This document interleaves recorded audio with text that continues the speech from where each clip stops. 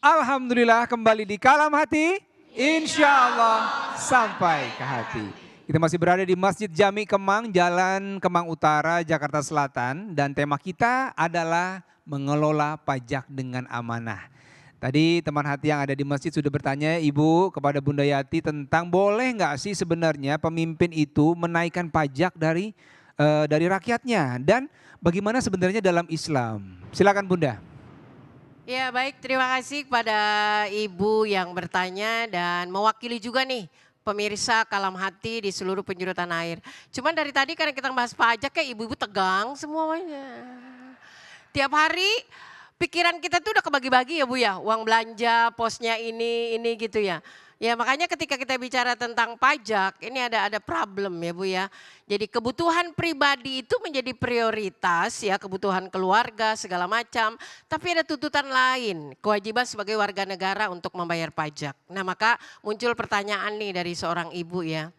Ibu sekalian dan pemirsa yang dirahmati Allah, apakah seorang pemimpin dibolehkan menarik atau menaikkan pajak kepada rakyatnya?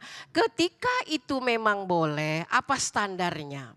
Pemirsa dan ibu yang hadir di majelis, dalam literatur sejarah Islam, pajak tidak dijadikan sebagai modal utama isi baitul mal. Tidak.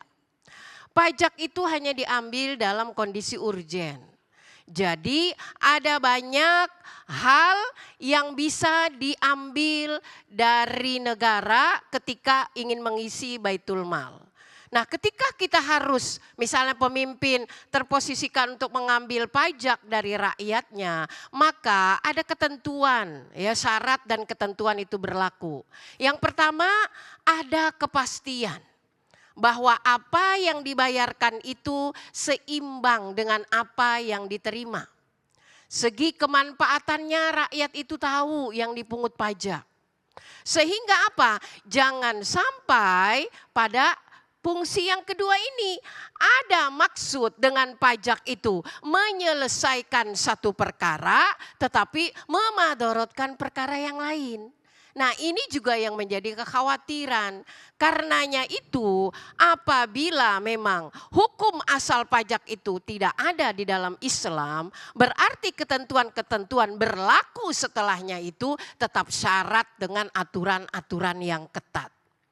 Terlebih lagi ketika ini menyangkut kemaslahatan umat, kemaslahatan rakyat. Bayangin nih Bu, suami kita aja berat banget tanggung jawabnya ya Bu ya. Makanya kalau urusan pajak lu jangan ngomong dah sama suami dah ya. Dia udah pusing gitu ya. Apalagi penagih pajak tetapnya kita Bu. Nah, kita kan penagih pajak harian ya sama suami. Ada yang nagihnya bulanan. Ini kan paling capek ditagih harian gini. Iya. Lah diberanakin sama emaknya minta uang belanjanya di sini kan gitu.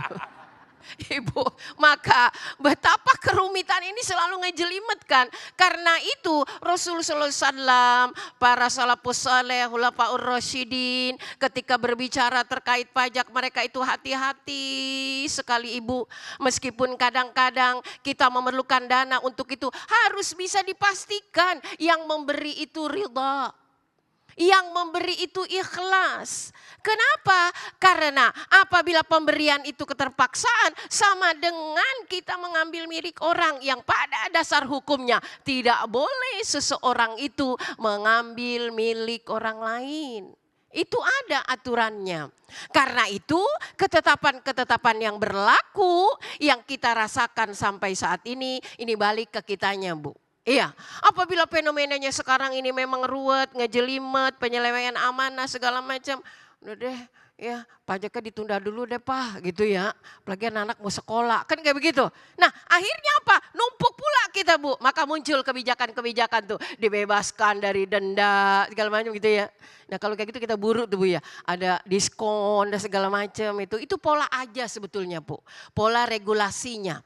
Yang pada nantinya adalah sampai memunculkan satu kemudahan. Karena itu kebijakan Pak Menteri itu apa? Bagus sekali. Berdayakan dulu ekonomi rakyatnya. Sampai rakyat itu sukarela di dalam memberikan pajaknya. ya, maka kita berdoa pada Allah, mudah-mudahan ya Bu ya, dengan segala fasilitas, dengan segala kemudahan ya, dengan segala hal yang difasilitasi oleh negara untuk kita menjemput rezeki di negeri tanah air yang kita cintai ini. Kan kita kalau duit banyak juga nggak kerasa ya Bu ya. Betul. Lah ini duit yang udah seminang-minangnya diminta pisan ya Allah. Makanya alhamdulillah karena ngaji lah ibu-ibu jadi glowing. Ya, kalau di rumah itu bagaimana mau glowing ya Bu? Alhamdulillah. Maka mudah-mudahan hari ini pertemuan kita mendapatkan berkah dan ilmu kita bertambah. Amin ya robbal. Amin ya robbal alamin. Terima kasih Bunda. Jadi memang harus hati-hati sekali ya pengelolaan ini ya. Dan tadi kata kuncinya kalau menurut saya adalah harus ridho nih yang ditarik nih Bunda ya. Maka tidak boleh membebani. Masya Allah hari ini Bu kita dapat ilmu baru dari guru-guru kita tentang bagaimana pentingnya menjaga amanah. Terutama mengelola dana pajak karena ini kepentingannya masyarakat Indonesia semuanya. Jadi kita berdoa mudah-mudahan Indonesia dijaga semuanya dalam kondisi yang baik. Pajaknya digunakan yang baik dan yang mengelolanya amanah. Amin ya robbal alamin. Masya Allah terima kasih guru-guru kita. Ustadz Taufikur Rahman terima kasih banyak. Ustadz Syahadan terima kasih banyak. Bunda Yati terima kasih. Sama-sama orang ganteng. Masya Allah. Dan buat teman hati yang ada di rumah yang ingin masjidnya didatangi silahkan langsung saja DM atau komen di Instagramnya Kalam Hati ya, jangan lupa follow juga @dikalamhati ya, @dikalamhati, dan jangan lupa juga subscribe YouTube channelnya Kalam Hati. Ibu-ibu dari Kemang, Jami Kemang, Masjid Jami Kemang, terima kasih banyak Ibu ya. Sehat selalu, sakinah mawaddah warahmah. Masya Allah. Sampai ketemu lagi di Kalam Hati berikutnya. Tetap di Kalam Hati, insya Allah sampai ke hati. Wassalamualaikum warahmatullahi wabarakatuh.